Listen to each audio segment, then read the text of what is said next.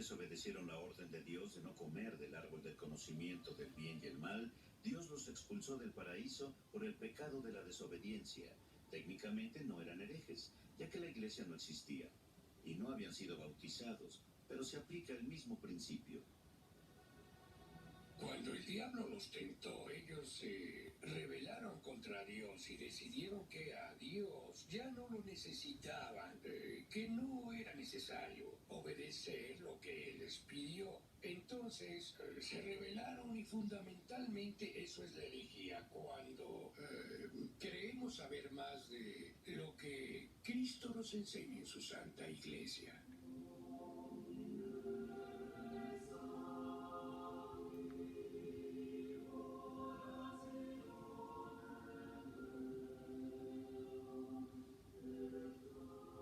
Podríamos ver que el propio Jesús es un gran inquisidor, al cuestionar a los ancianos en el templo cuando tenía solo 12 años, y más adelante a los ancianos que estaban por apedrear a la mujer adúltera.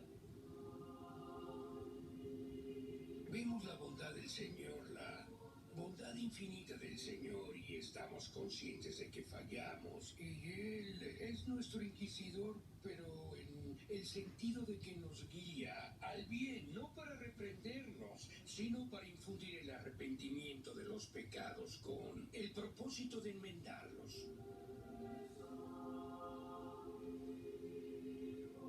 Desde comienzos del cristianismo, los apóstoles sabían que la disidencia y la herejía llevarían a la división de la iglesia. La temida consecuencia de esto sería la pérdida de las almas. La palabra herejía viene de la palabra griega elección, elegir lo que uno cree, en lugar de las enseñanzas de la iglesia. San Pablo llama herejes a los cristianos que causan división en la iglesia. Después de la primera y segunda advertencia, hay que romper el contacto con los herejes. Al percatarse que tal persona es pervertida, pecadora, y se está condenando a sí misma.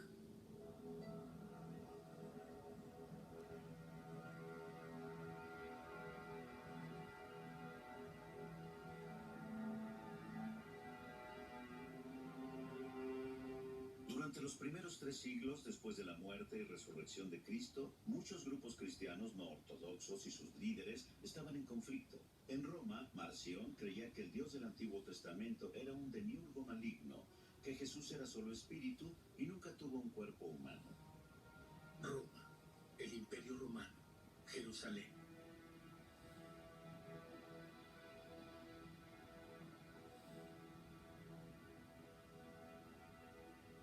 En Frigia, Montano creía en la revelación continua.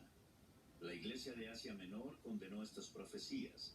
Sin embargo, los gnósticos fueron por mucho la herejía más expandida en el mundo cristiano antiguo.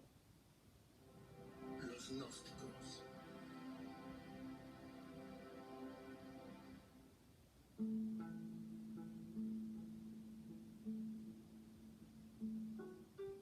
Los gnósticos fueron una de las primeras sectas herejes.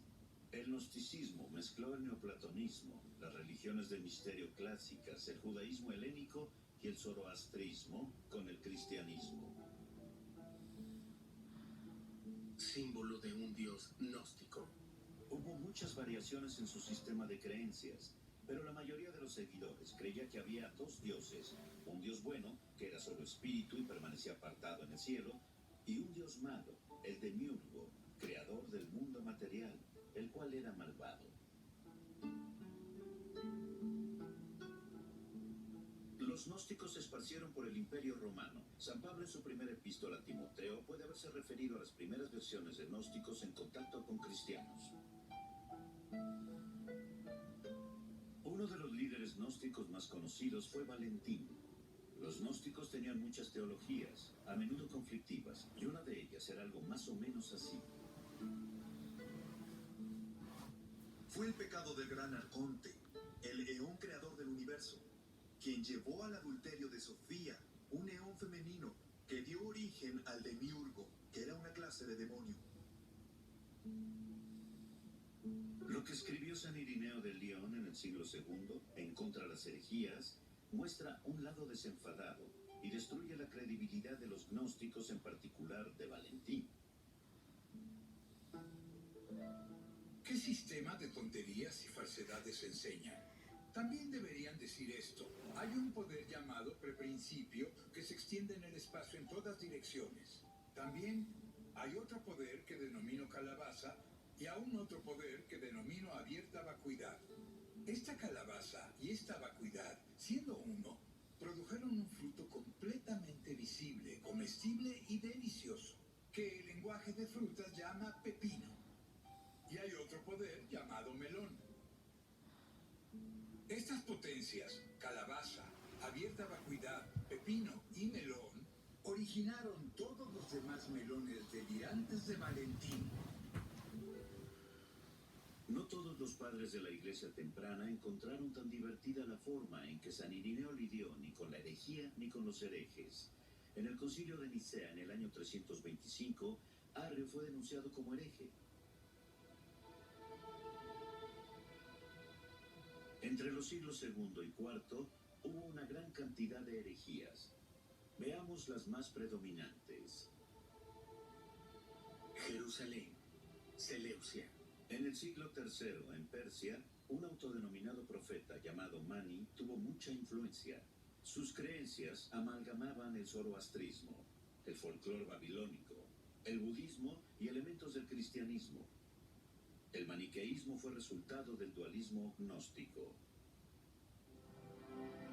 La herejía arriana.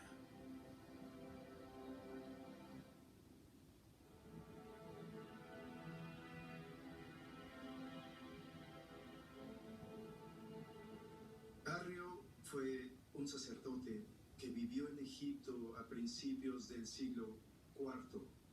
Él perteneció a la diócesis de Alejandría, que era una diócesis muy importante en la iglesia temprana, superada solo por la diócesis de Roma. Se le ocurrió la idea de que el Hijo de Dios no siempre había existido, que el Hijo de Dios no era el Dios verdadero, no era eterno, igual que el Padre. Es lo que llamamos la herejía arriana. La herejía arriana causó muchos disturbios en la iglesia y los herejes siguieron apareciendo.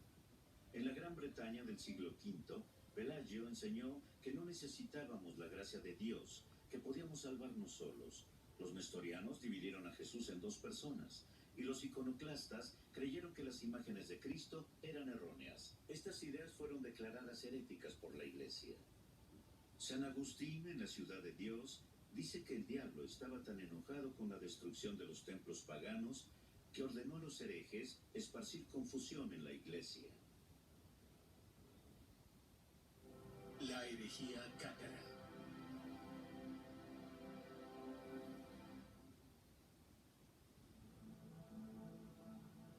Carcassona, Francia. El término cátaro proviene de una palabra griega que significa los puros. Los cátaros se llamaban a sí mismos hombres buenos. Se concentraron mayormente en el sur de Francia y el norte de Italia entre los siglos XII y XIV. El catarismo puede haber tenido su origen en la secta pauliciana, en Armenia y en los bogomilos de Bulgaria, que se esparcieron por el oeste de Europa. Fueron similares a los dualistas maniqueos, que creían en un Dios espiritual y bueno, pero distante, y un Dios malo que creó el mundo material. Los que practicaban la herejía cátara se dividían en dos grupos. La mayoría, los credentes o creyentes, y la minoría, los perfecti o los perfectos, que habían experimentado una ceremonia de bautismo cátara conocida como consolamento. Solo un perfecti podía originar otro perfecti, colocando sus manos sobre un credente.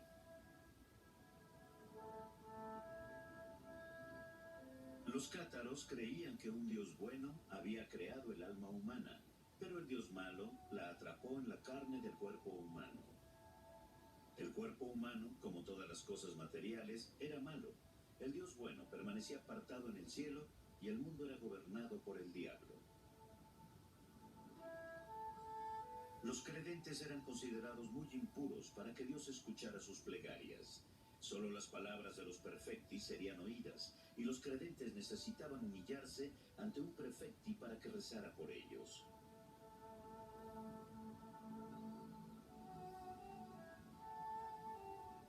La anticoncepción, el aborto, la homosexualidad y la eutanasia eran considerados buenos porque impedía la creación de una vida o la terminaba. Creían en la reencarnación.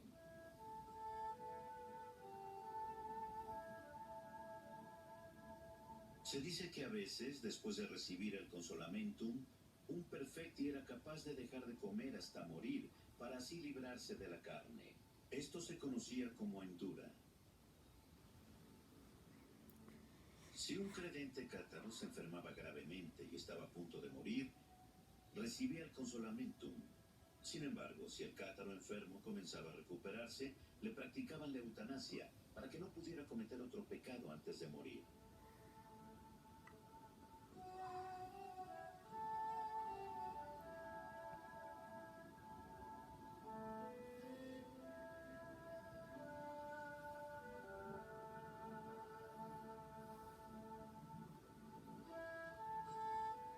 Existen registros de que un perfecticátaro le dijo a una mujer que si moría estando embarazada, su alma no podría ser salvada. Los bebés eran considerados demonios y a veces incluso los mataban al nacer. Con Toulouse como centro, Languedoc era cultural y lingüísticamente distinta al resto de Francia. Ahí usaban el idioma occitano.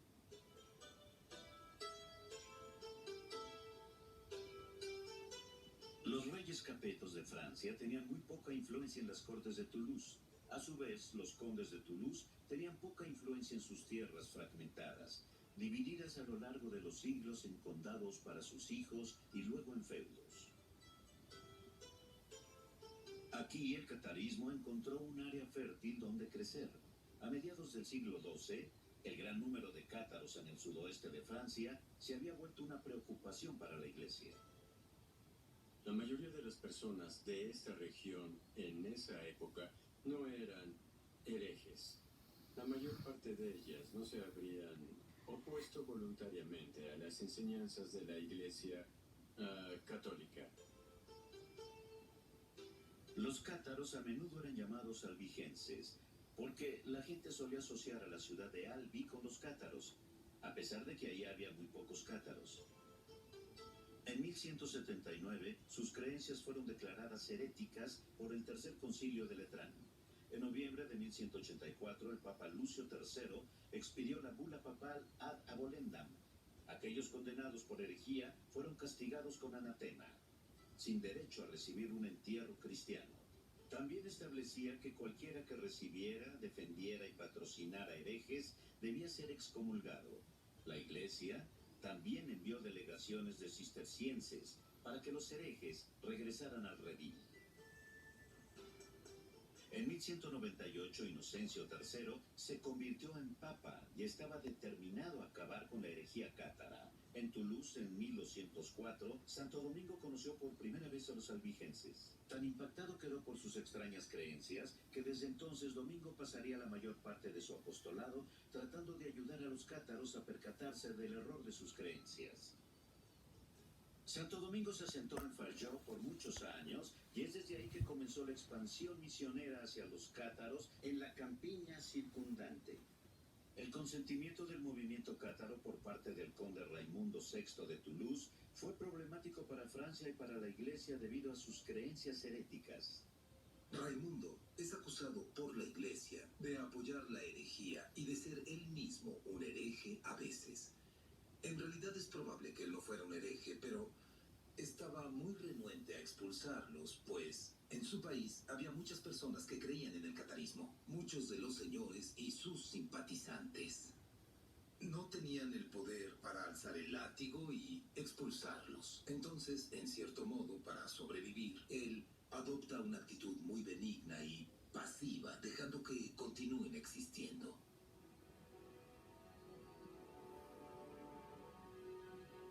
Inocencio envió a su mejor legado pontificio, Pierre de Castelnau, a Languedoc, para encontrarse con los líderes cátaros, con los nobles y con el propio conde Raimundo.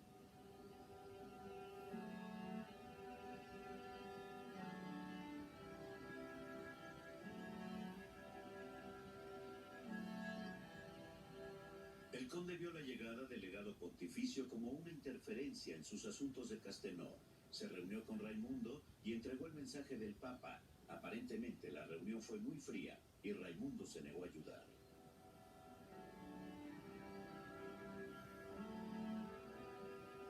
Raimundo VI estaba usando la situación política de entonces y el problema de la herejía para concretar sus propias ambiciones territoriales y políticas. La reunión enojó tanto al conde que se dice que ordenó a uno de sus caballeros matar a de Castelnau, quien fue asesinado poco después en el Valle de Ródano en 1208.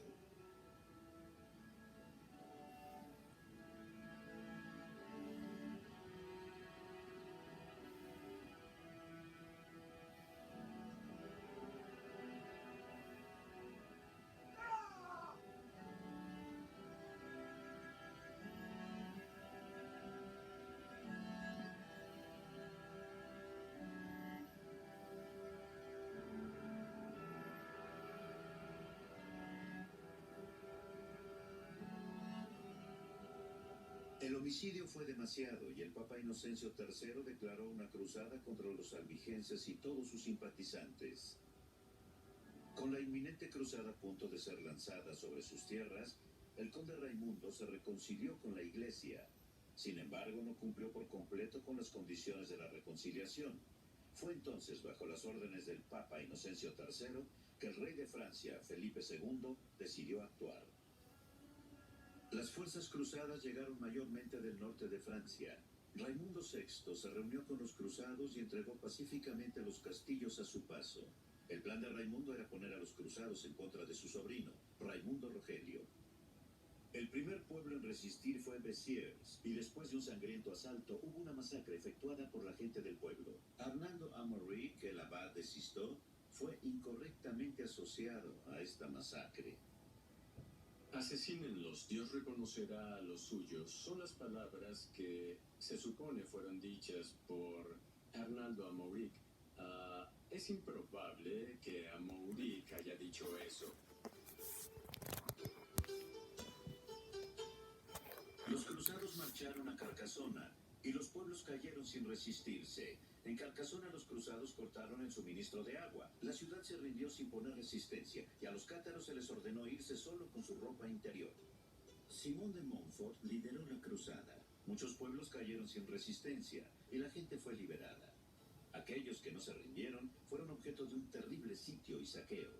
Hoy Carcasona se alza sobre el río Aude y es una de las ciudades fortificadas medievales más impresionantes de Europa. Sin embargo, no todo es lo que parece. En realidad se le debe más a la imaginación de los románticos del siglo XIX que a los cátaros. Así que, ¿cuántos castillos construyeron los cátaros en realidad? De hecho, los cátaros no construyeron ninguno de los denominados castillos cátaros, solo ocuparon los castillos existentes y aprovecharon las diferencias culturales de la gente de Languedoc.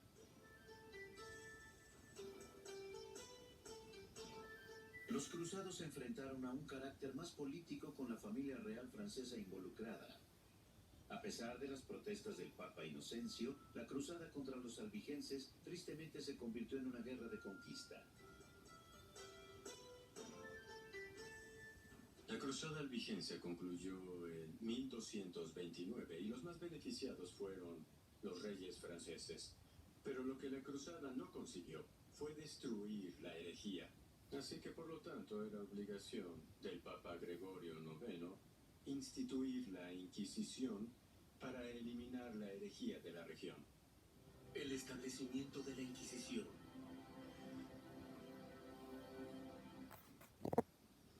En 1234 se estableció la Inquisición y junto con los dominicos y los franciscanos se le otorgó la tarea de convertir a los herejes como los cátaros y valdenses. Para entonces, esos herejes eran a menudo atacados por multitudes o denunciados ante los señores seculares.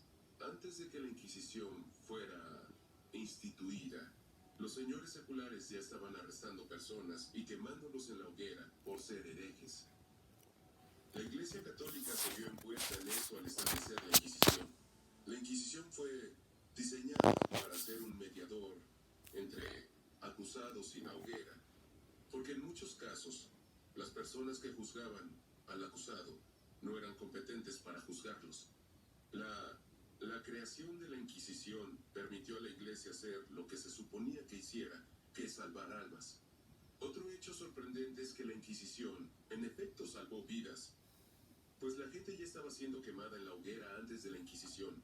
El propósito de la Inquisición era salvar las almas cuando fuera posible, e incluso en los casos en que no, asegurarse de que recibieran un trato justo. Después de la masacre de los inquisidores por los cátaros en Aviñonet, en 1242 se convocó a un concilio en Béziers. Se decidió que el único modo de traer paz a la región era tomar Montsegur, la última fortaleza cátara, la cual cayó en 1244 tras un largo sitio. Los cátaros tuvieron la oportunidad de arrepentirse, y muchos lo hicieron, pero aquellos que no, fueron quemados por los atacantes.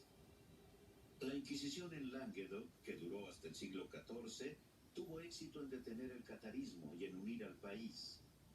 Su misión no era matar herejes, sino regresarlos a la Iglesia. El dominico Bernardo Gui escribió detallados manuales de Inquisición que indicaban cómo hacerlo. Y resulta que con la Inquisición emergieron órdenes de predicadores, los franciscanos y dominicos, que buscaban que toda la zona regresara al redil. La Inquisición fue mucho más efectiva que las cruzadas, simplemente porque fue más duradera. Los cruzados venían y luego se iban. La Inquisición se orientó a las creencias de las personas. Los no creyentes serían expulsados y penalizados. Y lo más importante es que reconciliaría a las personas. Este parecía un modo de adentrarse más en las sociedades y tener mucho mayor impacto sobre ellas. Aunque la Inquisición ayudó a destruir a los cátaros y otras herejías medievales, no terminó con otras herejías mayores que en el futuro desafiarían aún más a la Santa Madre Iglesia. 4 siglos y perpetuada desde entonces. Lo cierto, sin embargo, es que a las Inquisiciones, a ambas, a la medieval y a la española, se les consideró como las mejores cortes en Europa. Usaron de la mejor manera posible el derecho romano que se conocía en la época. En todo caso, se les consideraba indulgentes. Cada juicio de la Inquisición era documentado meticulosamente, que aún existe una gran cantidad de registros que están guardados en bibliotecas como esta. Recientemente han sido puestos a disposición de los historiadores para que los estudien.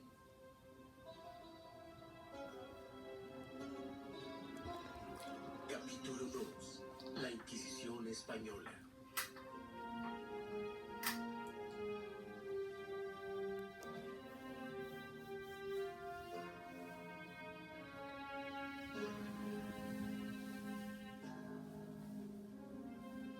Si la imagen de la Inquisición española está cambiando, ¿cómo y por qué adquirió una mala reputación? En el siglo XVI, España emergió como el país más poderoso de Europa. Las naves españolas surcaban el Océano Atlántico hacia el Nuevo Mundo y fueron las primeras en descubrir el Pacífico. Los reyes españoles de Habsburgo tenían territorios en muchas otras partes de Europa. No solo controlaban España, sino los Países Bajos, el norte de Italia y Nápoles. España se volvió inmensamente rica y poderosa. Antes de que esto sucediera, los cristianos de España tuvieron que luchar durante muchos siglos para recobrar sus tierras perdidas ante los moros musulmanes. Esta lucha y la victoria final se conoce como la Reconquista, literalmente la Reconquista. Los siglos de guerra en que los españoles expulsaron a los invasores musulmanes, claro que afectaron, pues otorgó a los españoles una mentalidad de cruzados, la cual por supuesto hacía que se vieran como defensores de la fe. La Reconquista y la Inquisición.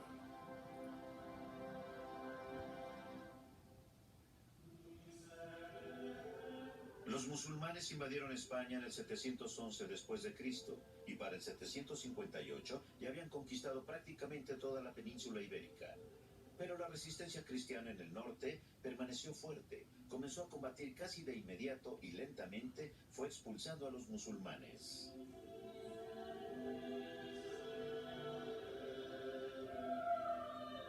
Muchos caballeros cristianos incluso dijeron haber visto al apóstol Santiago ayudándolos en las batallas contra los musulmanes.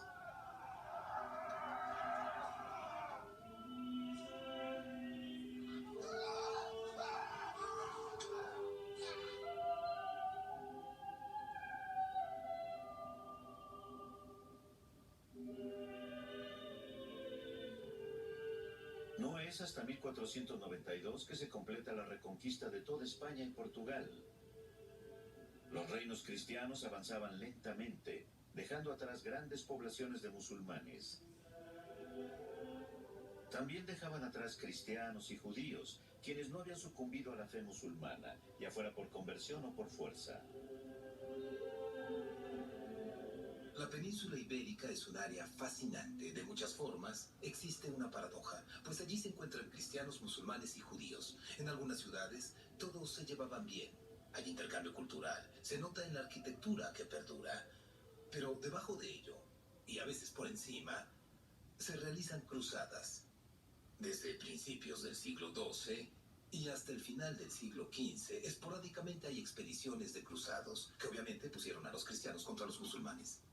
La Inquisición medieval.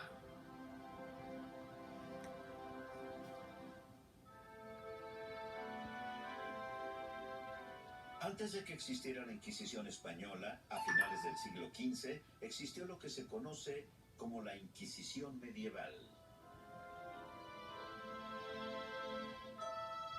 No olviden que hubo muchas áreas donde la Inquisición medieval jamás operó en absoluto. No existía la Inquisición en todas partes. Había Inquisición en ciertas regiones y operaba en especial en la región sur de Francia y en el norte de Italia. Judíos y musulmanes nunca fueron juzgados por la Inquisición. Solo un cristiano podía ser hallado culpable de herejía. Con los reyes cristianos existió un estado de convivencia entre las tres religiones de España. Ni España ni Portugal intentaron convertir a las minorías por la fuerza. En el periodo medieval, hubo judíos y musulmanes llegando a altas posiciones. El rey Enrique IV de Castilla, por ejemplo, contaba con un buen número de judíos y musulmanes prominentes en su séquito. En la España medieval había un flujo constante de conversiones de las religiones minoritarias al cristianismo. Algunos se convirtieron para evitar la discriminación, pero muchos lo hicieron por convicción. Con frecuencia, la mayoría de la población tenía resentimientos contra los judíos debido a su actividad como prestamistas, que convertía a los cristianos en deudores y a los judíos en acreedores.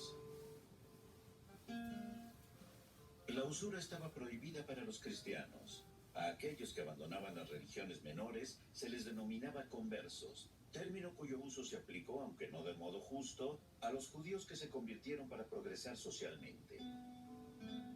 En España durante el siglo XV hubo varios levantamientos populares en contra de los judíos que desembocaron en muchas conversiones de judíos al catolicismo. Con el tiempo, los que se convirtieron, que son conocidos como conversos, desarrollaron con mucho orgullo su propia cultura, siendo tanto judíos como católicos.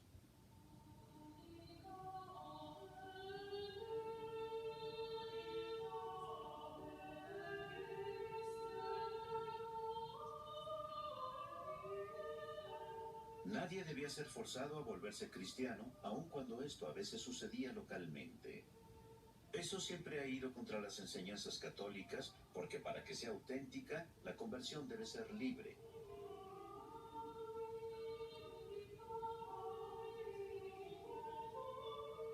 Algo que no podemos hacer es usar la fuerza para obligar a las personas al bautismo.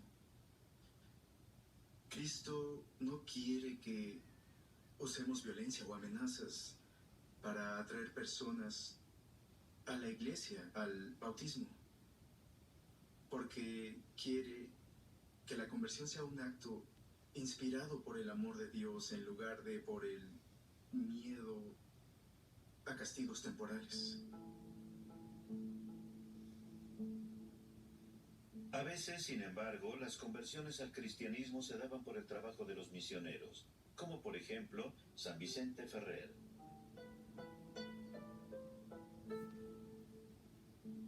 En 1413, San Vicente Ferrer organizó un debate entre líderes judíos y eruditos cristianos, realizado en Tortosa, Aragón.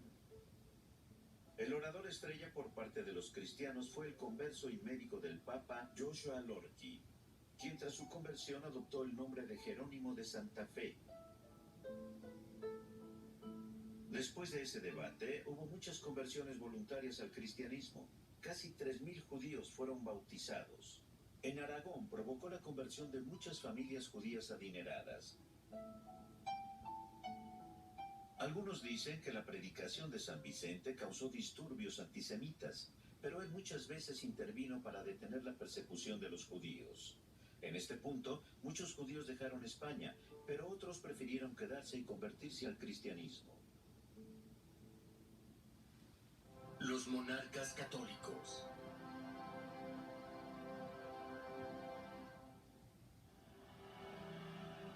Más de la mitad de la España medieval era una llanura calurosa, estéril e improductiva. La vida era difícil y muchos apenas sobrevivían. Los españoles anhelaban una Hispania cristiana unificada, legado de los romanos. El sur de España aún estaba bajo el dominio de los musulmanes, y los reinos cristianos no habían producido un líder unificador. Sin embargo, todo eso iba cambiando. En 1469, Fernando, heredero del trono de Aragón, e Isabel, heredera de Castilla, se casaron, acabando con siglos de rivalidad entre los dos grandes reinos españoles y unificando al país. La corte real a menudo se reunía aquí, en el monasterio de Santo Tomás, en la ciudad de Ávila. La gran H que vemos incorporada en la fachada simboliza con orgullo a la Hispania reunificada. El rey Fernando y la reina Isabel eran devotos cristianos. La propia reina es conocida como Isabel la Católica. Ellos solo querían la paz y la unidad para su reino, que por mucho tiempo había sido atormentado por invasiones, ocupaciones y divisiones. Hubo un tiempo previo a la llegada de los musulmanes a España en el siglo VIII, en que España había sido una nación católica con los visigodos. Los reyes católicos lo que querían era rescatar ese periodo con la unidad de la fe católica otra vez.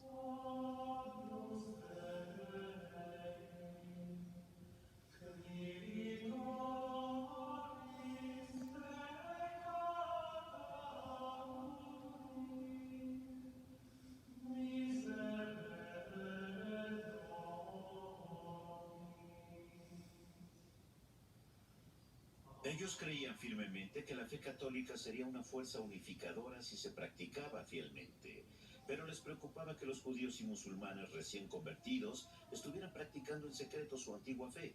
Este era un factor perturbador entre sus súbditos. Hubo varias revueltas, lo que eventualmente motivó a Fernando e Isabel a ordenar la expulsión de todos los musulmanes y judíos de España en 1492. Pero primero Fernando e Isabel pidieron el consentimiento del Papa para instituir la Inquisición en Castilla. En 1478, el Papa Sixto IV concedió a los reyes la autoridad para nombrar a los inquisidores. Fernando e Isabel estaban muy determinados a asegurar la unidad religiosa y al mismo tiempo su autoridad política. Y no inculcar la unión religiosa es una afrenta a Dios. Y no tener poder político es una afrenta a su autoridad. Así que ellos iban a impulsar las dos cosas. La Inquisición estaba enfocada sobre todo a los conversos, que era un término común usado para convertidos judíos y musulmanes, aunque a veces a los musulmanes convertidos se les llamaba moriscos. Bajo el escrutinio de la Inquisición también estaban los alumbrados, que habían rechazado la ortodoxia católica y adoptado una forma de espiritualidad mística. La captura de Granada.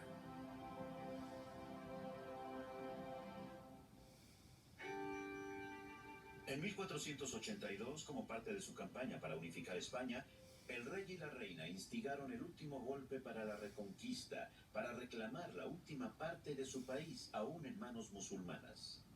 Fernando e Isabel estaban conscientes de la herencia cristiana de España, pero creo que consideraban que una nación heterodoxa era una ofensa para la fe cristiana y para su autoridad. Así que estaban determinados a conquistar toda la península, la cual tenían derecho a conquistar, y de llevar la fe cristiana a un nivel más alto, un nivel más puro. En 1492, el emir Boabdil entregó las llaves del Palacio de Alhambra en Granada a los cruzados. y la reconquista de España fue completa.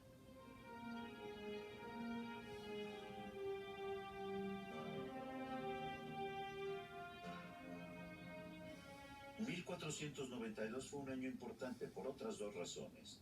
Primero, Cristóbal Colón había convencido a la reina Isabel de financiar su viaje de exploración. Su objetivo era descubrir una nueva ruta hacia la India, pero lo que en realidad descubrió fue América.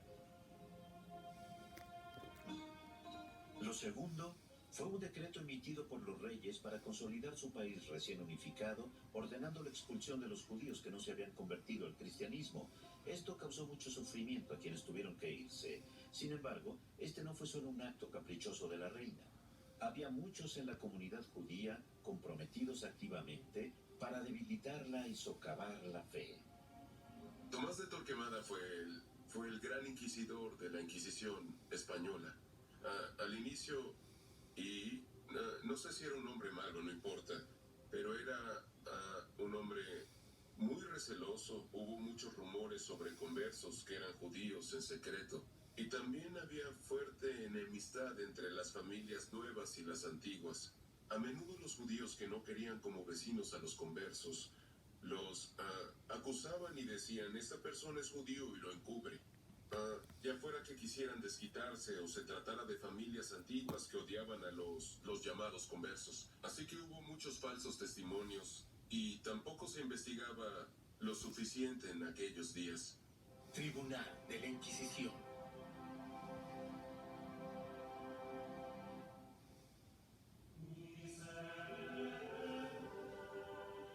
A la cabeza de la Inquisición española se encontraba el Inquisidor General.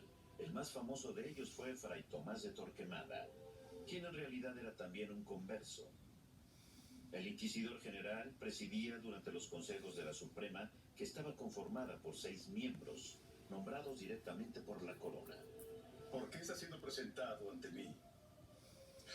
Señor, a mí me gustaría saber también por qué. Está acusado de herejía. Dios, tú sabes que soy inocente. ¿Cree usted en Cristo, que nació de la Virgen, sufrió, resucitó y ascendió al cielo? Y ustedes, doctores, ustedes díganme si lo creen. Por supuesto que creo. También yo lo creo. Usted cree que lo creemos. Y eso no es lo que le preguntamos, sino si usted lo cree. Cuando el Tribunal de la Inquisición llegaba a una ciudad, otorgaba 30 días de gracia para las confesiones de los acusados de herejía, que entonces debían hacer penitencia. La mayoría de los enjuiciados por la Inquisición eran conversos, acusados de practicar su antigua fe mientras fingían ser cristianos.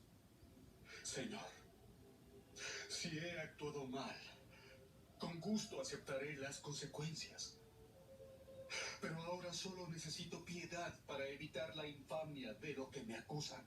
Sin culpa. La penitencia y la piedad solo se les da a quienes confiesan. La brujería era considerada más como un problema psicológico que como herejía. Los hombres del tribunal eran abogados canónicos educados en la universidad y teólogos. Si alguien era acusado de dormir con el diablo, matar bebés o volar, se mostraban escépticos y pedían evidencia.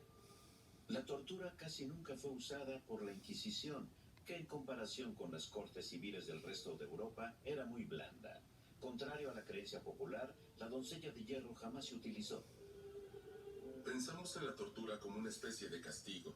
La tortura en la antigüedad, y según el derecho romano, era una herramienta legal que se usó en muy raros casos, cuando se sabía que alguien estaba mintiendo. Eso era en la antigua Roma, en el derecho romano. Como la Inquisición se basaba en el derecho romano, podía usar ese recurso. Sin embargo, todos los manuales de la Inquisición establecían que, como era una corte de la Iglesia, debía usarse aún menos. Así que evitaban usarla cuanto fuera posible. Por tanto, el uso de la tortura fue muy raro durante la Inquisición, pero sí ocurría, a veces, pero bajo estas condiciones. De hecho, hay evidencia de que algunos prisioneros detenidos en cárceles civiles blasfemaban para que los transfirieran a cárceles de la Inquisición. Los inquisidores eran normalmente dominicos. Todos los clérigos de la Inquisición tenían prohibido usar la tortura u otorgar la pena de muerte. Eso estaba a discreción de la autoridad civil. Un hereje podía confesar y hacer penitencia, aunque quienes reincidían o no estaban arrepentidos podían ser ejecutados. La herejía se consideraba alta traición, porque el rey basaba su autoridad en Dios y su iglesia. Si un hereje proclamaba que estaban equivocados, los detenidos podían ser quemados en la hoguera, después de ser puestos en custodia civil. A veces solo se quemaban sus efigies. Todos los convictos por herejía tenían que acudir a una procesión de penitencia, denominada auto de fe. Las autoridades civiles dictaban las sentencias, las cuales variaban desde la pena de muerte hasta hacer penitencia en una peregrinación. A veces se les obligaba a usar el sombrero de San Benito por el resto de sus vidas, lo cual causaba mucha vergüenza a ellos y a sus familias. La Iglesia no ejecutaba a los herejes. En los 6 siglos de existencia de la Inquisición, se entregó el poder secular alrededor de 10.000 herejes obstinados. Ya que la herejía era considerada generalmente un crimen de traición, castigable con la muerte, el Estado lidiaba con ellos del modo correspondiente. Otro de los deberes de la Inquisición era censurar libros que pudieran propagar ideas heréticas. Aquí, en la antigua biblioteca de Salamanca, hay una copia de ese índice. La superpotencia católica.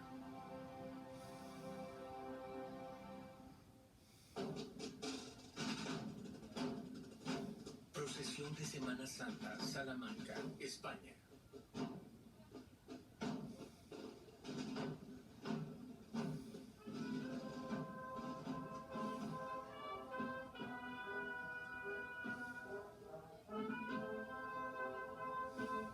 A comienzos del siglo XVI, España había emergido como el país más poderoso de la cristiandad. Era enormemente rica y muy católica. No obstante, en 1517 sucedería algo que dividiría las tierras cristianas en dos y culminaría en la Reforma Protestante, cuando Martín Lutero clavó sus tesis en la puerta de una iglesia en Wittenberg. Era la resistencia del catolicismo lo que le preocupaba, y España, siendo el país católico más poderoso, pronto se volvió, después de Roma, el objetivo de los protestantes. Esta fuerza del catolicismo puede verse aún hoy en día en las procesiones penitenciales de Semana Santa. Estas procesiones ocurren en toda España durante la Semana Santa.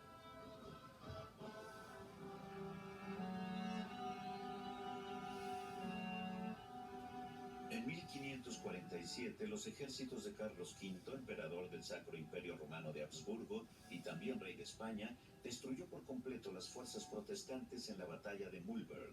Esta devastadora derrota de los reformistas intensificó su odio hacia la Iglesia Católica. Incapaces de derrotar a los ejércitos católicos en el campo de batalla, necesitaban una nueva arma, la cual encontraron en la propaganda y el nuevo medio de comunicación de entonces, la imprenta. No solo la reforma estaba en juego, sino también el nacionalismo. Los países protestantes tenían que convencer a sus habitantes de que España y la Iglesia Católica eran lo peor. Los reformistas protestantes usaron esta propaganda en la imprenta para causar un gran impacto. No les preocupaba que mucho de lo que imprimían estuviera lejos de ser cierto. Los españoles eran descritos como la gente más vil. El rey español no respondió de modo similar. Las mentiras y trampas estaban por debajo de él. Un rey católico debe actuar con dignidad y honor. Para cuando Felipe II llegó al trono, España era aún más poderosa y rica. En solo 100 años había emergido de ser un páramo europeo afligido por la guerra a ser el país más poderoso, y América era para España literalmente una enorme mina de oro. El Escorial se construyó durante la época dorada de España, en el siglo XVI, cuando era la superpotencia de entonces.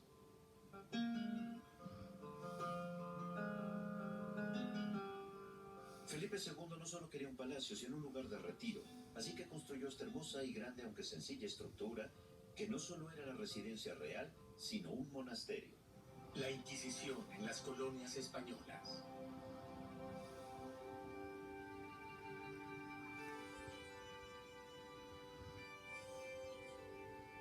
Los españoles pusieron fin a la práctica de sacrificios humanos entre los aztecas, quienes celebraban un festival cada año de 18 meses en que el sacrificio humano era obligatorio.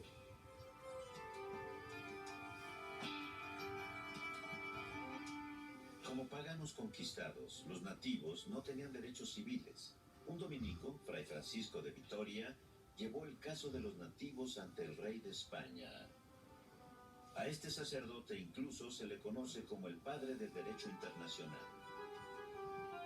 Una multitud de dominicos, franciscanos y jesuitas fueron y estuvieron en el Nuevo Mundo. De hecho, puedo decir que tenemos cientos de ejemplos de quienes se volvieron santos y de muchos otros de estos santos hombres que fueron allá como misioneros, pero también para proteger a las poblaciones locales de otros, porque con certeza hubo hombres muy malos que fueron enviados allá y causaron perjuicios. Estas órdenes estaban ahí, obviamente, para presentar quejas y hacer todo a su alcance para protegerlos.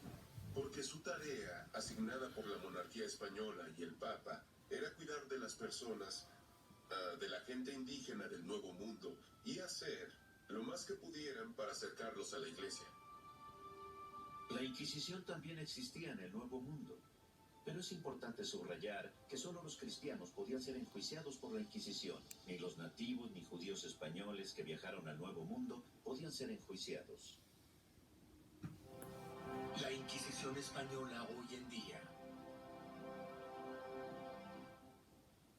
La Inquisición española es considerada hoy en día como la peor clase de Inquisición, una en la que miles de herejes, al igual que miles de judíos, pues murieron porque se negaron a permanecer católicos o volverse católicos. La razón por la que está tan arraigada en la cultura moderna es que fue puesta de moda por la prensa británica moderna. Y todo esto en una época, particularmente en los siglos XVII y XVIII, en que Inglaterra estaba en completo desacuerdo con España. Dada la naturaleza corrupta del hombre, se cometieron algunos abusos, pero ocurrieron a pesar de las normas de la Iglesia y no a causa de estas. Como las cruzadas, la leyenda negra de la Inquisición española fue creada hace unos 400 años. En el caso de la España católica, fue desacreditada por el norte protestante, pero la mayoría de estos mitos y leyendas son falsos. España era la superpotencia de ese tiempo, y Europa del Norte necesitaba la propaganda para atacarla, igual que a la Iglesia Católica. La Inquisición.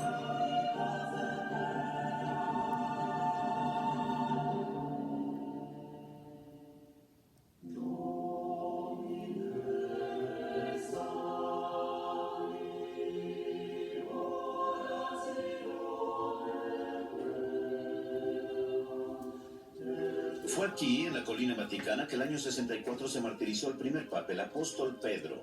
Su tumba se encuentra bajo la Basílica de San Pedro en una antigua necrópolis romana.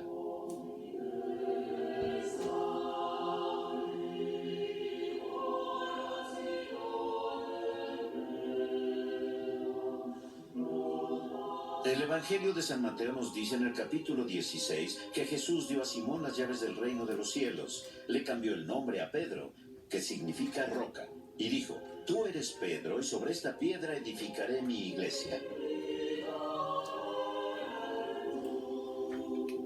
Desde el tiempo de San Pedro hasta el presente, sus sucesores han tenido que mantener la ortodoxia en las enseñanzas de la iglesia en materia de fe y moral.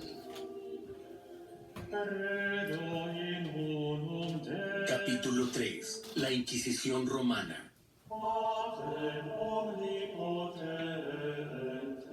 Satán siempre intentará seducir a los fieles con ideas disidentes. En los siglos XII y XIII ya habían aparecido en el norte de Italia una multitud de herejes, incluyendo a los cátaros, quienes creían que solo el espíritu era bueno, la procreación era mala y por tanto consideraban que el aborto era bueno. El Tercer Concilio de Letrán en 1179, convocado por el Papa Alejandro III, condenó a los cátaros y puso sus creencias bajo anatema. En 1184, el Papa Lucio III redactó su bula Ad Abolendam, ordenando a los obispos establecer inquisiciones diocesanas para combatir la herejía. También en ese tiempo apareció la herejía valdense al norte de Italia. La Inquisición en la península italiana. De todas las herejías que afectaron al norte de Italia, la que más se expandió fue la valdense. Originalmente un mercader llamado Pedro Baldo la formó en León en 1173, pero pronto se extendió por los Alpes y el norte de Italia. Se escandalizaba la riqueza y laxitud de algunos clérigos.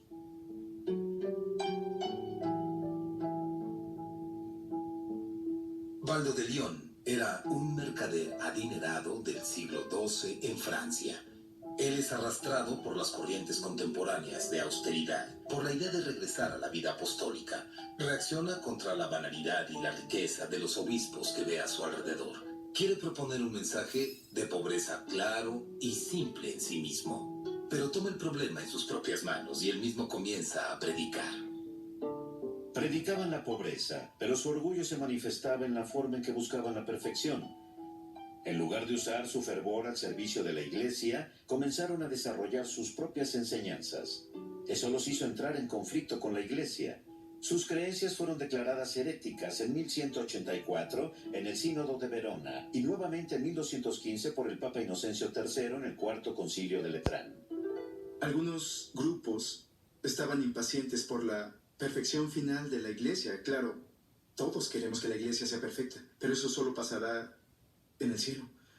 Por tanto, si crees que la Iglesia tiene que ser perfecta aquí y ahora, en cuanto veas un sacerdote u obispo que tenga tal vez riquezas o parezca tener muchas posesiones materiales, estarás solo a un paso de decir que él no es parte de la Iglesia.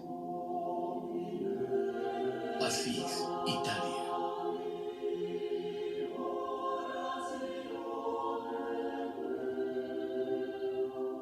No es que la Iglesia haya sentido miedo de aquellos que abogaban por un modo de vida cristiana más simple o que quisieran reformar algunas de sus instituciones. San Francisco de Asís y Santo Domingo son los mejores ejemplos de ello. San Francisco y Santo Domingo formaron órdenes que mendigaban. San Francisco, la de los frailes menores, y Santo Domingo, la orden de los predicadores.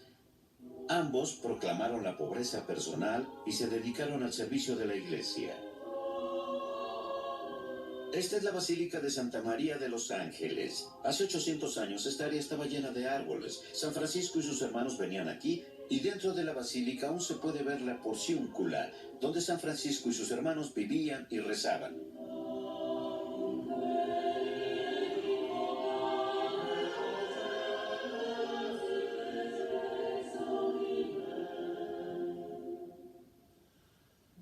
Los frailes conservaron sus creencias ortodoxas. Las órdenes de San Francisco y de San Santo Domingo fueron aceptadas por la Iglesia. Tomaron sus votos de pobreza, castidad y obediencia para servir a la Iglesia.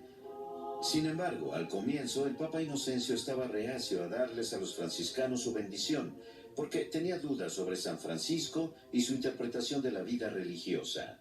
Pero el Papa Inocencio III tiene un sueño en el que ve a San Francisco como un hombre que puede ayudar a salvar a la Iglesia. Y los franciscanos son aceptados. Es su idea de la pobreza personal, lo que al final consigue su aceptación y su éxito. El Papa Inocencio III es lo bastante abierto para ver que, de hecho, el mensaje que este hombre está mostrando es algo que necesita para combatir las acusaciones contra los clérigos que no tienen determinación, no son suficientemente austeros ni son lo bastante buenos. En el carácter de Francisco, el Papa Inocencio III reconoce a alguien que podría servir mucho a la causa de la Iglesia.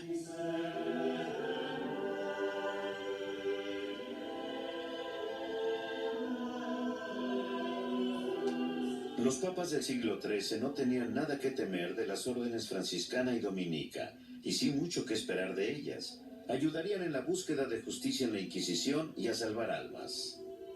Lo que cambió en el siglo XIII fue la aparición en escena de los dominicos y los franciscanos.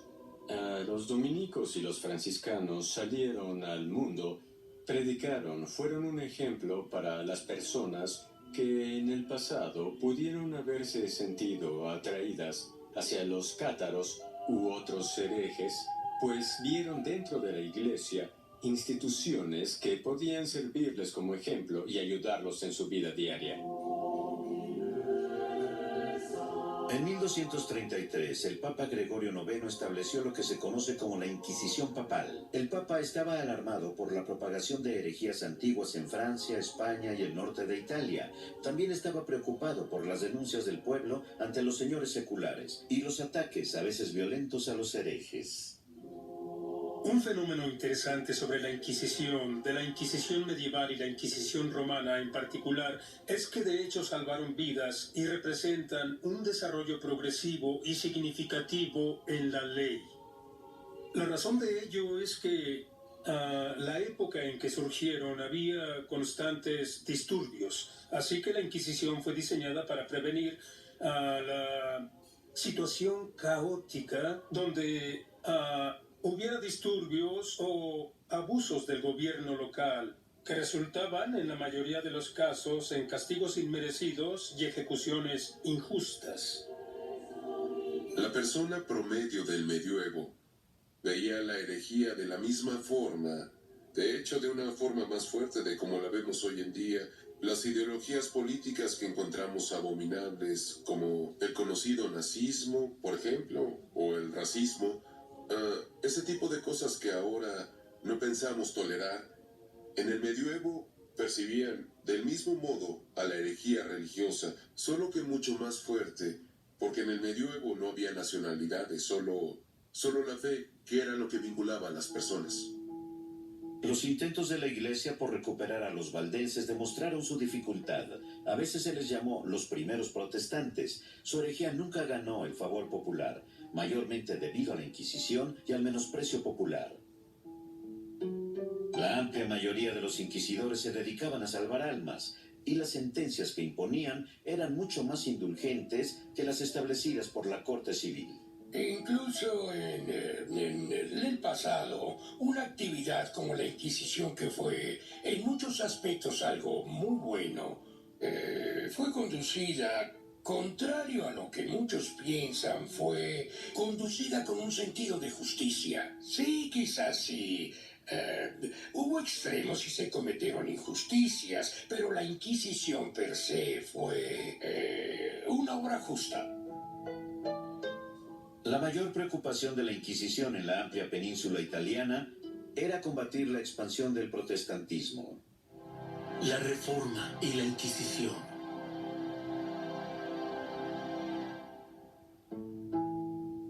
En sus epístolas, San Pablo nos advierte sobre la herejía y aquellas personas que predican un evangelio distinto del recibido de los apóstoles. Porque un evangelio falso es perjudicialmente divisivo. La Reforma protestante causó división y guerras en el mundo cristiano.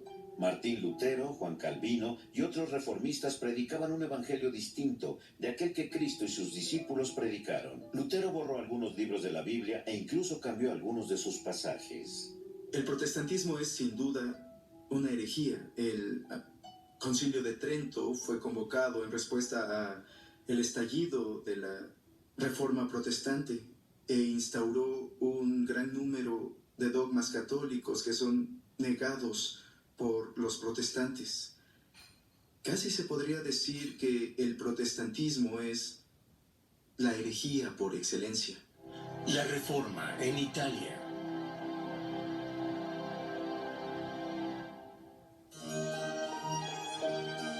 Florencia, Italia.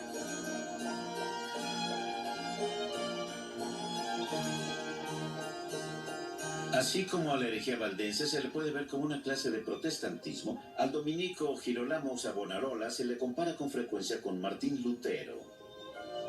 Savonarola fue citado a Roma, pero desobedeció al Papa y siguió predicando. Fue excomulgado en 1497, pero siguió organizando ceremonias religiosas donde la gente quemaba sus posesiones. A pesar de los intentos del Papa por reconciliarse con él, Savonarola trató de convocar un concilio en oposición al Papa. Finalmente, la opinión popular se volvió en contra de Savonarola. Él y 2 cofrades dominicos fueron arrestados, juzgados por la Inquisición, donde se les encontró culpables de herejía. Fueron entregados a las autoridades civiles, quienes los condenaron, colgándolos y quemando sus cuerpos en la plaza principal de Florencia. La herejía puede alimentar la herejía, y Martín Lutero leyó las obras de Savonarola. Puede ser que no hayan sido la causa principal de la rebelión herética de Lutero, pero no fueron de ayuda. A mediados del siglo XVI, el caos reinaba en el norte de Europa. La cristiandad en el norte, una vez unida bajo la Iglesia Católica, ahora era protestante. El protestantismo también comenzó a dividirse por desacuerdos teológicos. Al parecer ya ningún lugar estaba a salvo. No obstante, en 1545 el Papa Pablo III convocó un concilio a realizarse al norte de Italia, en la ciudad de Trento. Este concilio habría de durar hasta 1563. Los decretos del Concilio de Trento no solo ayudaron a estabilizar el mundo cristiano, sino que aclaró todas las doctrinas en discusión y condenó las varias herejías protestantes. Cuando Pío V ascendió a la silla de San Pedro en 1566, trabajó arduamente para implementar los decretos del concilio. Excomulgó a Isabel I de Inglaterra por herejía y por su persecución a los católicos ingleses. Los franciscanos, los dominicos y en especial los jesuitas lideraron la contrarreforma y la Inquisición, asegurándose de que todos los herejes tuvieran un juicio justo. La Inquisición romana. El Papa Sixto V estableció completamente la Inquisición romana en 1558 y se le conoció como la Suprema Sagrada Congregación de la Inquisición Romana y Universal. Congregación para la Doctrina de la Fe, Ciudad del Vaticano.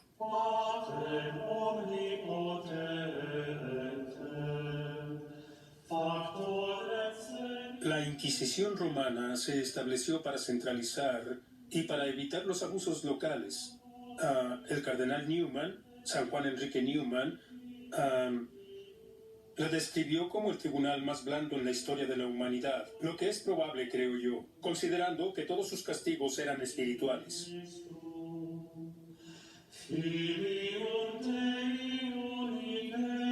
Su sucesor ahora es la Congregación para la Doctrina de la Fe, y sus oficinas están aquí en el Vaticano. Su función es mantener la fe en un mundo cada vez más secular. La Inquisición romana puso bajo control centralizado a muchos sistemas inquisidores locales de Italia.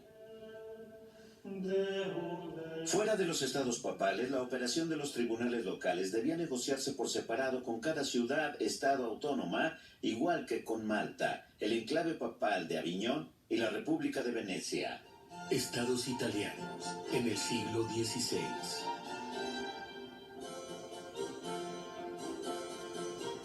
Venecia, Italia.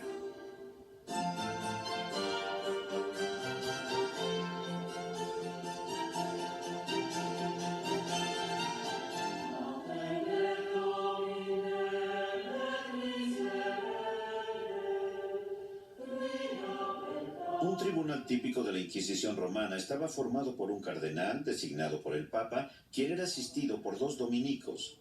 También tenía varios consultores, quienes eran expertos en derecho canónico y teología. En el caso de la brujería, simplemente pensaban que la mayoría de las brujas eran personas equivocadas. La Inquisición no entraba en acción a menos que existiera evidencia muy fuerte de que habían hecho daño a otra persona. Muchos de los juicios de la Inquisición por brujería ocurrieron por la denuncia de un vecino envidioso. Acércate más, hija mía.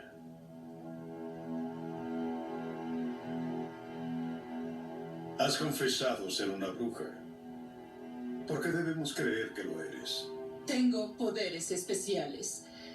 Los tribunales estaban formados por hombres de leyes, abogados con preparación universitaria y teólogos. A aquellos que trataban de denunciar mujeres por volar en palos de escoba, se les trataba con escepticismo. ¿Dices que puedes volar? ¿En serio? ¿Cómo lo haces? ¿Despliegas tus alas acaso? No, pero puedo volar en una escoba, o por la chimenea, o incluso por una cerradura. ¿Y entonces? ¿Por qué no subes por la chimenea y escapas? Sí, tómate tu tiempo, te esperamos.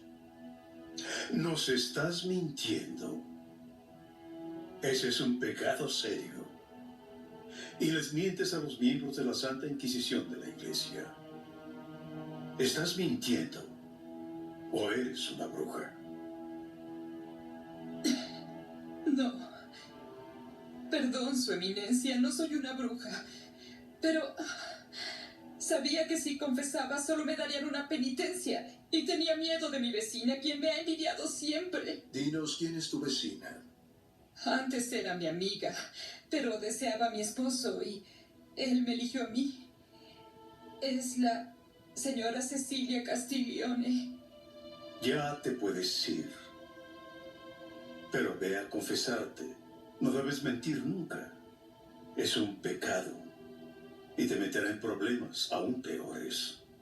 Sí, mi señor. Digo, no, mi señor. Gracias, mi señor.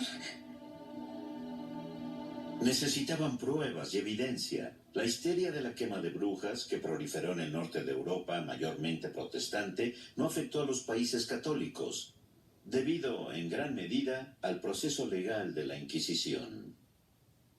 Durante la moda de las brujas, en lugares como Inglaterra, Escocia, las Tierras Bajas, en Alemania, en esos lugares podían condenarte por ser bruja, solo porque la gente testificaba en tu contra, algo que jamás ocurriría en la Inquisición, porque no tenía como base una evidencia tangible, o por así decirlo, un testimonio.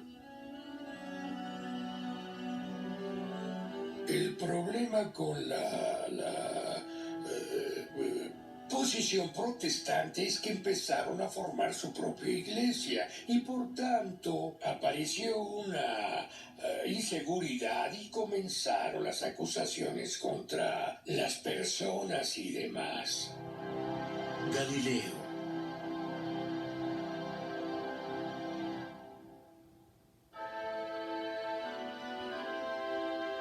Tal vez a muchos les sorprenda actualmente que la Iglesia siempre ha estado a la vanguardia de los descubrimientos científicos.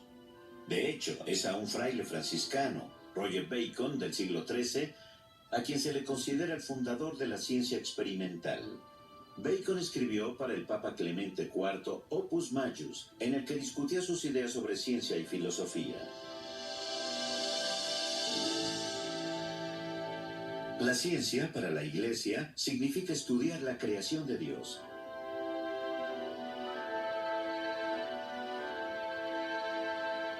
Tal vez uno de los episodios más tergiversados de la Inquisición romana fue el juicio de Galileo.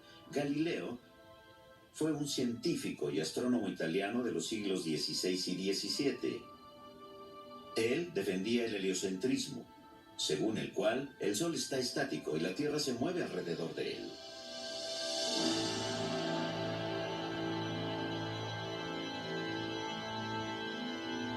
Curiosamente, Galileo tuvo el apoyo del Papa Urbano VIII y de los jesuitas. El Papa le pidió a Galileo que escribiera su teoría, lo que Galileo hizo en Diálogos sobre los dos máximos sistemas del mundo. Por desgracia, dejó fuera de su trabajo al Papa y los jesuitas, y en su obra, citando al Papa directamente, pone sus palabras a un geocentrista tonto, a quien Galileo llamó simplón.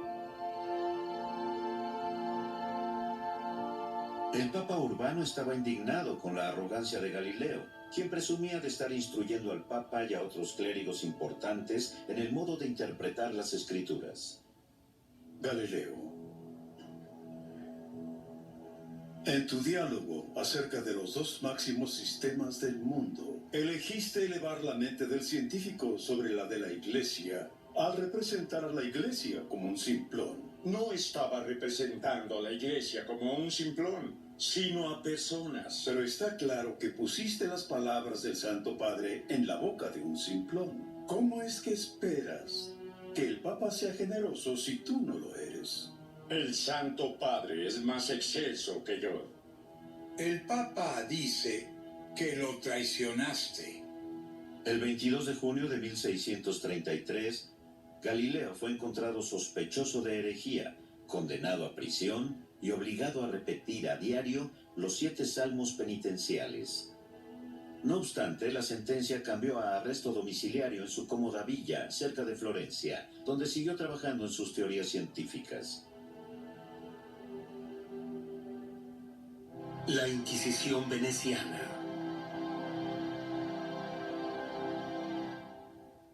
De hecho, la Inquisición veneciana tenía la reputación de ser todavía más indulgente que otras. En gran medida, esto era porque Venecia era una ciudad muy cosmopolita, con mercaderes de todo el Mediterráneo, incluyendo muchos musulmanes y judíos que vivían ahí. Venecia ha sido siempre el punto de encuentro entre Oriente y Occidente. Le llaman la Serenísima por su belleza al estar junto al océano. Desarrolló rutas de comercio a lo largo del Mediterráneo y más allá. Fue puerto de entrada para peregrinos hacia Tierra Santa.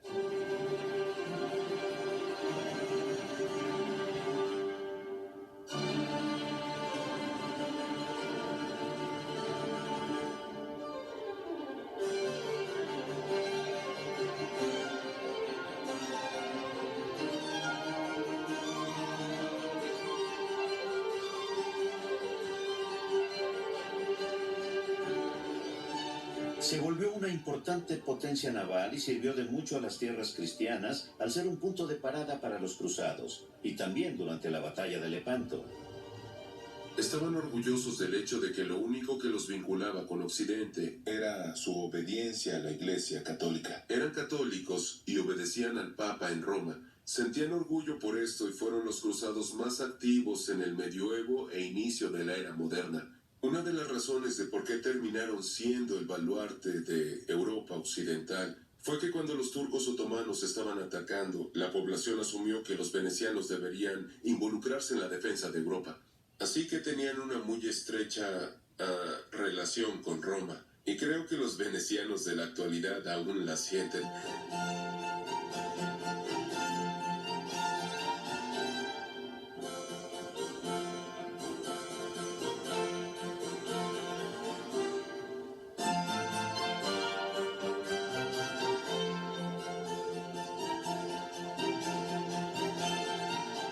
En el siglo XVI, Venecia estaba en la cumbre de una edad de oro de la cultura. A inicios de este siglo, el gran artista alemán Alberto Durero dijo de Venecia: aquí soy un caballero, en mi tierra un parásito. Mientras que miles de irreemplazables obras de arte eran destruidas en la Inglaterra reformada, en Venecia, artistas como Tiziano, Veronés y Tintoretto estaban pintando algunas de las mejores obras de arte religioso de la historia. El amor de Venecia hacia el arte y los artistas se refleja en su arquitectura. Venecia no solo era una cara bonita, era una potencia marítima formidable. Y con el comercio y el imperio llegaron muchas culturas y fes diferentes. El arte y la literatura florecieron en Venecia, que por un lado era muy cosmopolita y al mismo tiempo muy católica. Mientras que las supuestas brujas eran perseguidas horriblemente en la Europa protestante del norte y se imponían terribles sufrimientos a los inocentes, quemando vivas a muchas brujas, los venecianos buscaban eliminar la brujería y no matar a las brujas, sino convertirlas. En Venecia, después de un juicio inquisitorio, el castigo más severo impuesto a una bruja veneciana eran los azotes. Sin embargo, ¿existe tal cosa como la brujería? Tenemos en el Antiguo Testamento a Saúl y a la bruja de Endor, que muestra de modo primitivo que existía la superstición de supuestas brujas. En el Nuevo Testamento se menciona a los demonios, es un decir de poderes personalizados del mal. Y el mal es, por desgracia, una realidad de este mundo. Venecia e Italia, en conjunto, evadieron la obsesión con las brujas que envolvió a la mayoría de la Europa moderna y ciertas partes del Nuevo Mundo. Los juicios de las brujas de Salem, en Norteamérica, es un ejemplo de esta persecución de muchas víctimas inocentes. En Venecia e Italia en general, los juicios inquisitorios fueron un factor tranquilizante. La Inquisición romana no perseguía la eliminación del individuo, sino que quería fomentar su conversión.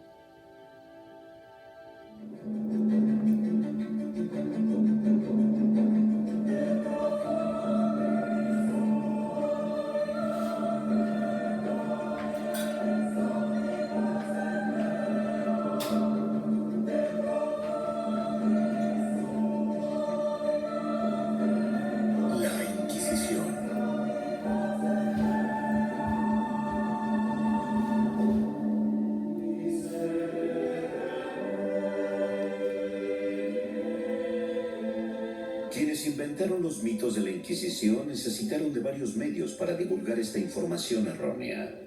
Aún hoy se divulgan en la comedia o la sátira, en televisión, en el cine y las redes sociales. En el siglo XVI, el mito se divulgó utilizando la imprenta, luego con obras de teatro y en el siglo XIX con una ópera espectacular de Giuseppe Verdi.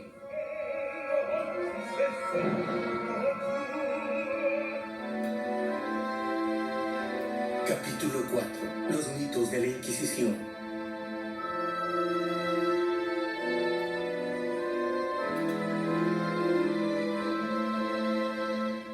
Los mitos y leyendas de la Inquisición fueron creados por los países protestantes de Europa del Norte.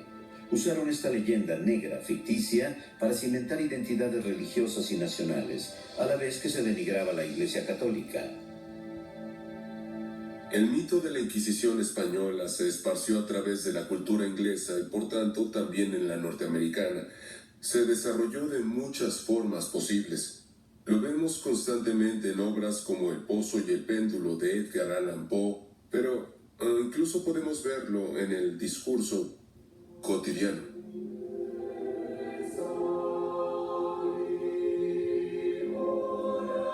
Ávila, España. Alrededor de 1500 después de Cristo, la Edad Media llegó a su fin.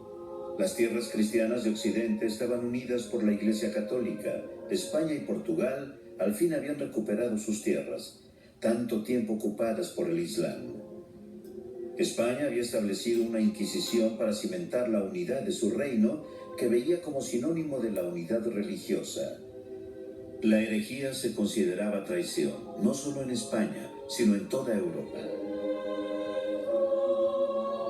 La herejía en el medioevo era vista como algo equivalente a la traición, porque la autoridad del rey se basaba en Dios, y por tanto, si tú proclamas que la iglesia se equivoca, también estás proclamando que el rey no tiene autoridad. Y eso es una traición. La herejía era una ofensa capital porque era una ofensa contra el Estado, una ofensa contra el rey. La Inquisición protestante.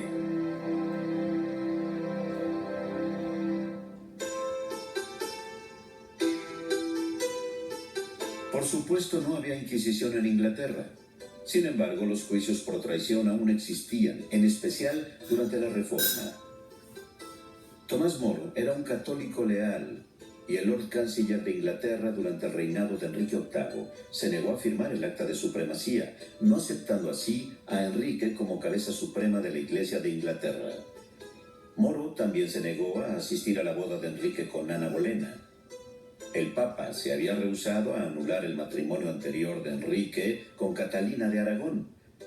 Entonces Enrique se separó de Roma debido a su divorcio y estableció la Iglesia de Inglaterra con él a la cabeza. Este es el Palacio de Westminster, en donde están las casas del Parlamento. El edificio que ven se levantó después del incendio de 1834. En el complejo del palacio está el aún más antiguo Westminster Hall, donde se llevó a cabo el juicio de Tomás Moro.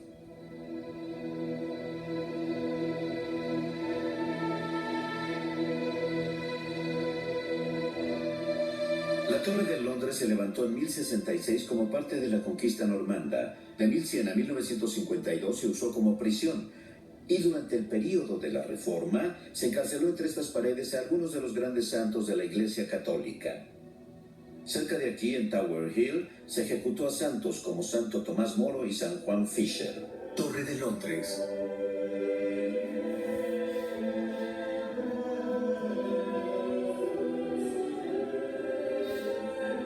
La ejecución de Santo Tomás Moro, 6 de julio de 1535. El rey me ha pedido que sea breve. Y yo he sido siempre el fiel siervo del rey. Pero primero, de Dios.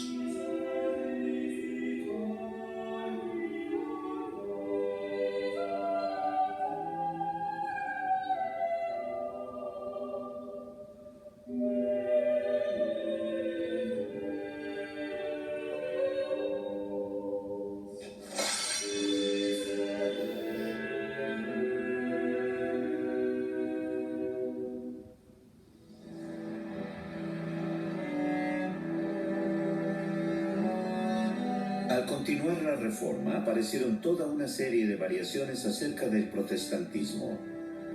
A menudo se contradecían unos a otros. En Ginebra, en 1553, Juan Calvino quemó al antitrinitario Miguel Servet en la hoguera. También quemó a muchos otros, incluyendo 43 mujeres como brujas acusadas por el brote de la plaga. Sus juicios estuvieron muy por debajo de los estándares de la Inquisición.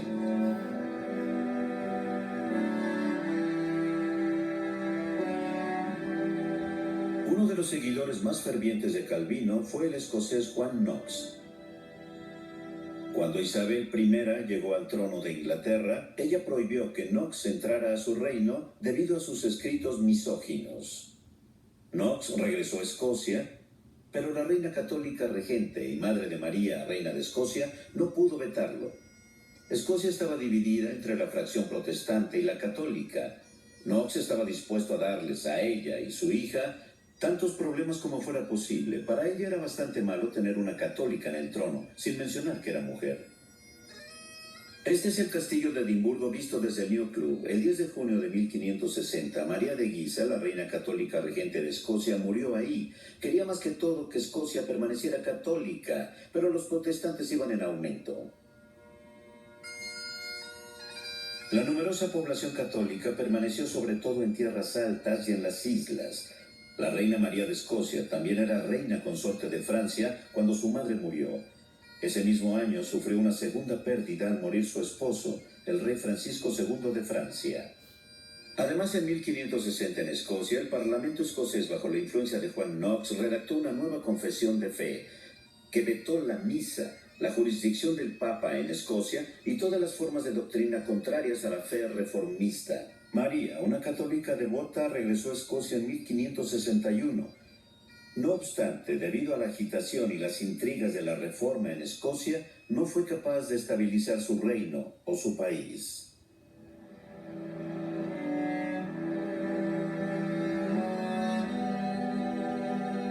El 16 de mayo de 1568, María escapó a Inglaterra, donde esperaba que su prima, la reina Isabel, la ayudara. Sin embargo, Isabel negó a María, quien fue encarcelada. Después de un intento de los católicos ingleses de rescatarla y ponerla en el trono inglés, ya que era la heredera legítima, en 1586 María enfrentó un juicio y fue ejecutada el 8 de febrero de 1587. La creación de la leyenda negra.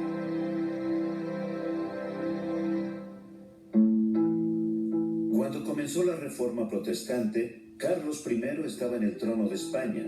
Sus territorios no solo incluían los Países Bajos y Nápoles, sino también las posesiones de España en el Nuevo Mundo.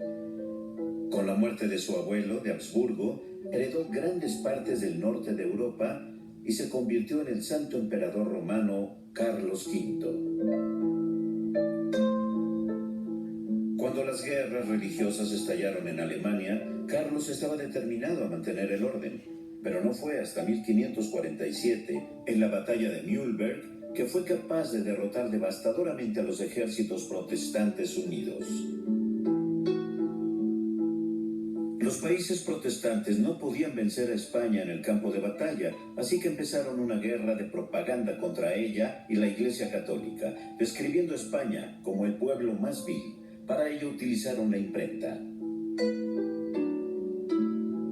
Todo lo que los reformistas tenían que hacer ahora era asociar este discurso racista con la Iglesia Católica. Lo lograron inventando el mito de la Inquisición, y así nació la leyenda negra. En 1556, Felipe II asumió el trono de España.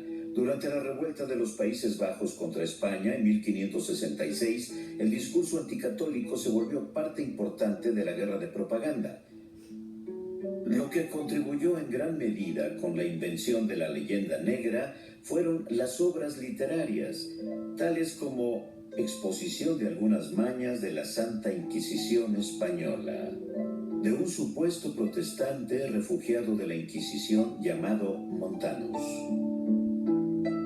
Todo tipo de persecución religiosa podía ahora adjudicársele a la Iglesia Católica, incluyendo la persecución de las brujas. La Inquisición y el mito de los juicios a brujas.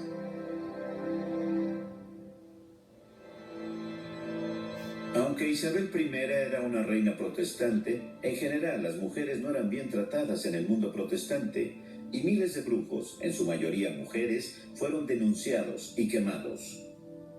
En este momento, Europa estaba experimentando una especie de edad de hielo, con inviernos severos y veranos fríos, que hicieron perder los cultivos y se culpó a las brujas.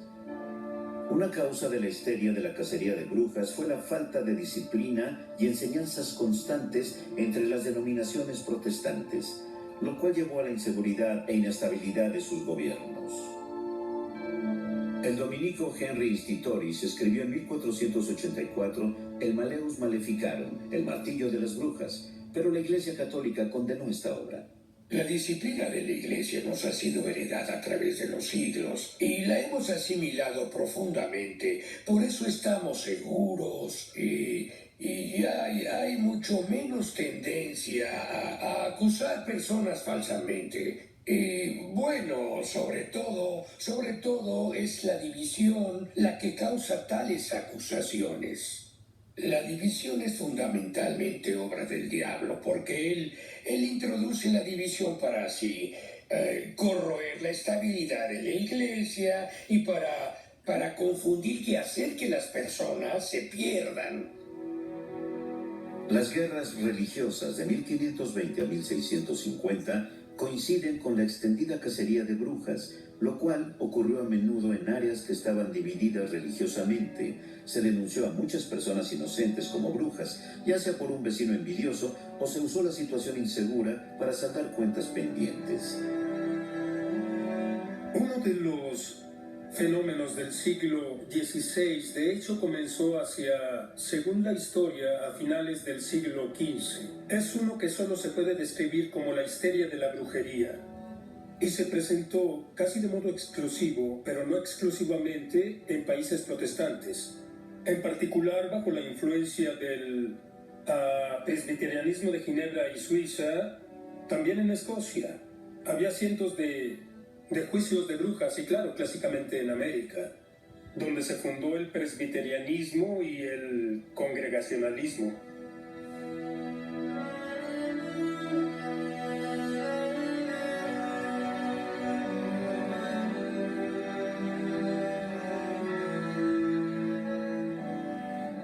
La posibilidad de la brujería es un tema que encontramos en la Biblia. Se menciona en el Antiguo Testamento. Se menciona la brujería o hechicería, dependiendo de cómo se traduzca, como un crimen contra Dios. San Pablo también la menciona como una de las obras de la carne en la carta a los Gálatas. Pero claro, una cosa es decir que es una posibilidad y otra cosa decir que de hecho está ocurriendo. En países que permanecieron católicos, como España e Italia, donde la Inquisición estaba activa, hubo pocos juicios a brujas. Los que hubo a menudo eran el resultado de una autodenuncia por miedo a los vecinos envidiosos. Ellos confesaban, pues sabían que la Inquisición no los iba a castigar si confesaban su pecado. Y de inmediato los inquisidores. Tenemos un caso de una mujer que confesó ser una bruja porque quería evitar el castigo y le dijeron, bueno, pues ahí está el ojo de la cerradura, huele a través de él. Tome su tiempo, esperaremos. Claro, ella no logró hacerlo. Y entonces tenemos el informe del inquisidor que no lo da como verdadero, diciendo que algunas personas solo están locas. En los países protestantes del norte, ser denunciada como bruja tenía consecuencias graves. Solo en la Escocia presbiteriana se quemó a alrededor de 1.500 supuestas brujas.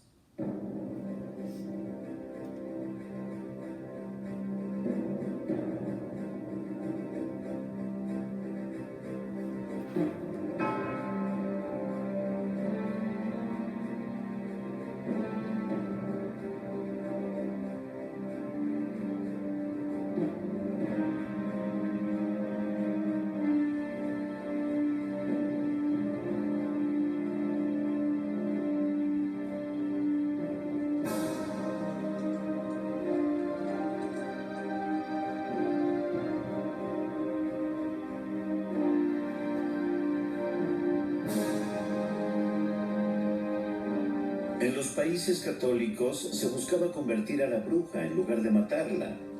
Aunque la Iglesia abordaba la brujería de manera superficial, la influencia malvada de Satán y sus demonios son una realidad.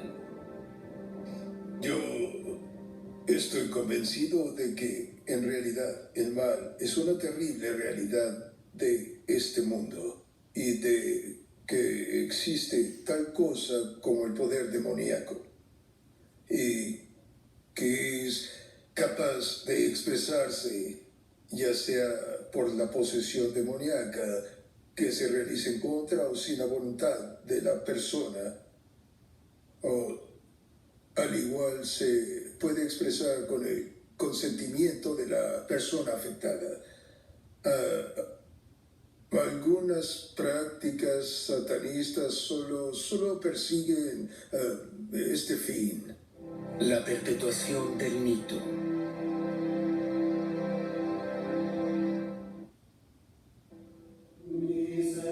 A lo largo de los siglos fue conveniente usar el mito de la Inquisición para afirmar que la Iglesia Católica es represiva y está enraizada en una época oscura.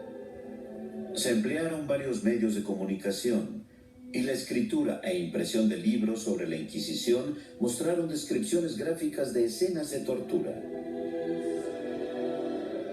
La tortura a lo largo de la Inquisición se debía usar en raras ocasiones. Sus cortes eran consideradas mucho más indulgentes, mucho más tolerantes que las cortes seculares. Con respecto a los calabozos y plataformas y todo eso, gran parte de esas imágenes son posteriores y no tuvieron nada que ver con la Inquisición medieval. En los siglos XVIII y XIX, muchas de las imágenes de escenas de tortura adquirieron una naturaleza mucho más lasciva, representando mujeres semidesnudas en varias etapas del tormento. La Inquisición nunca usó la doncella de hierro. De hecho, fue un engaño de los siglos XVIII y XIX, producido como objeto comercial para venderse en los museos y exhibiciones de tortura. El mito de la Inquisición en manos de grandes artistas y escritores como Friedrich Schiller, Giuseppe Verdi y Goya hace que la tergiversación de la historia se vuelva mucho más peligrosa. Por ejemplo, esta ilustración de Goya muestra a Galileo siendo torturado, a pesar de que sabemos que Galileo jamás fue torturado. Goya, como todos los demás, estaba usando la Inquisición como una herramienta política contra las autoridades de su época. En el siglo XIX se había vuelto común el uso de las artes y la literatura como vehículo para la crítica política y cultural. En la ópera Don Carlo de Giuseppe Verdi, el uso del arte como una polémica política alcanzó su cenit, o tal vez mejor dicho, su punto más bajo.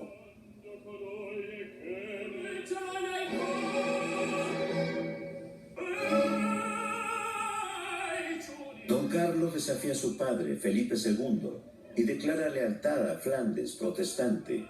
Flandes era gobernado por España y estaba buscando su independencia.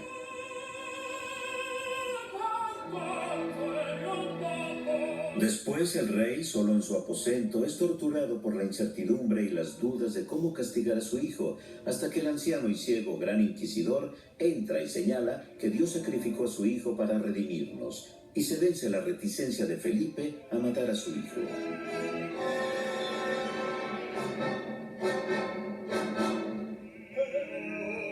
La ópera no tiene ninguna relación con la realidad, en especial la representación de la Inquisición, que aquí en El Escorial parece tener más poder que el rey. Esto es totalmente ficticio.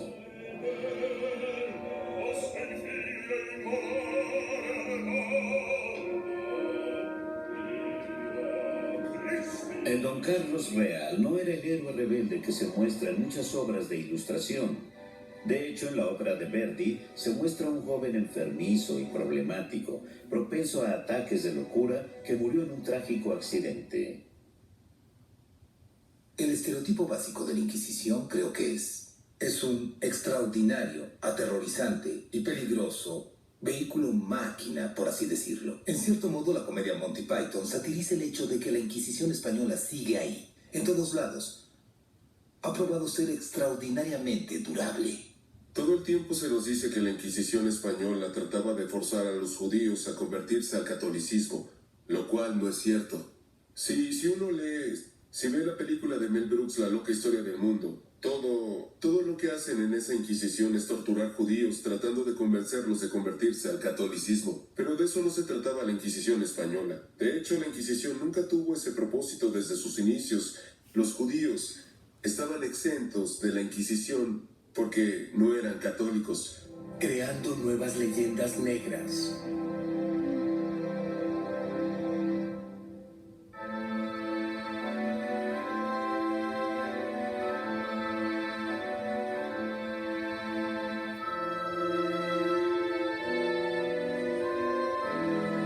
Estoy en Media City, en Salford, Manchester, una verdadera catedral del poder mediático, donde muchos analistas piensan que tienen el poder de cambiar lo que las personas piensan y creen. Hoy en día se crean nuevas leyendas negras, y algunas aún persiguen a la Iglesia Católica. Por ejemplo, después de la Segunda Guerra Mundial, la Unión Soviética sabía que tenía grandes poblaciones católicas en algunos de los países de Europa Central que ocupó. La KGB comenzó a trabajar para desacreditar a la Iglesia y en particular al Papa Pío XII. Esta falsa idea se propagó hasta Occidente y la KGB usó a Rolf Hochhuth como vocero para esparcir su obra difamatoria sobre Pío XII llamada El Vicario. ¿Esto aún sucede?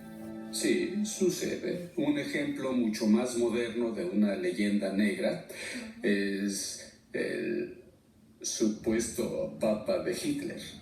Es decir, imagino que Pío XII, que fue el Papa con la mala suerte de estar sentado en el trono de San Pedro, cuando en 1939 empezó la Segunda Guerra Mundial. Tuvo que tenerlo en mente al tomar decisiones sobre cómo debía comportarse el Vaticano, al mismo tiempo que tenía un inmenso interés en ayudar a los pueblos oprimidos, ya sea el pueblo judío o romano. Hoy por hoy, se siguen generando tantas leyendas negras como durante la Reforma. Muchos de los medios tienen conflictos con la teología moral católica. Chesterton habla de un halo de odio alrededor de la Iglesia de Dios. Creo que está refiriéndose a que las personas sienten de modo natural que la Iglesia Católica es algo importante, incluso si no creen en ella.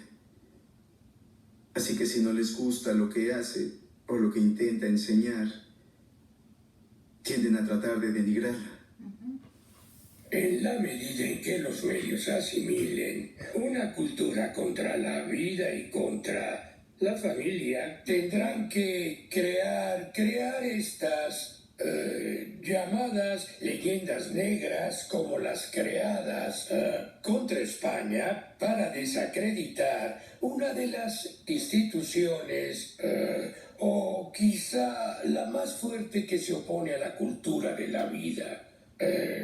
Contra la familia, llamada Iglesia Católica, y de hecho, eso es lo que pasa. Nunca debemos menospreciar el poder de los medios que a diario tienen un tremendo efecto sobre la población en general, y en ese aspecto los medios necesitan hacer un examen de conciencia. En la actualidad hay una tendencia a ver la historia a través de los medios seculares que examinan la historia católica, pero no transmiten la verdad. Cuando hoy miramos al pasado, a menudo tenemos una tendencia a creer que somos superiores. Al pensar en la Inquisición podemos hacer lo mismo. Esta es una falacia histórica real conocida como presentismo. Es la creencia de que lo que está pasando en el presente es lo mejor de los mundos. Estamos dispuestos a matar muchas más personas que los hombres del medioevo. Si pensamos en la Segunda Guerra Mundial, fue una guerra solo de ideología. No existía el componente religioso, eran otros motivos. Las muertes fueron incalculables. De hecho, en la Segunda Guerra Mundial, en promedio, murieron 1000 personas por hora. Las 24 horas. Creo que sería bueno si viéramos a esas personas que vivieron en el pasado y cómo ellos respondieron a lo que vieron como un peligro en su época, que deberíamos tener un poco más de humildad y tratar de tomarlos con mayor seriedad de lo que tendemos a hacerlo hoy en día. El futuro de la herejía.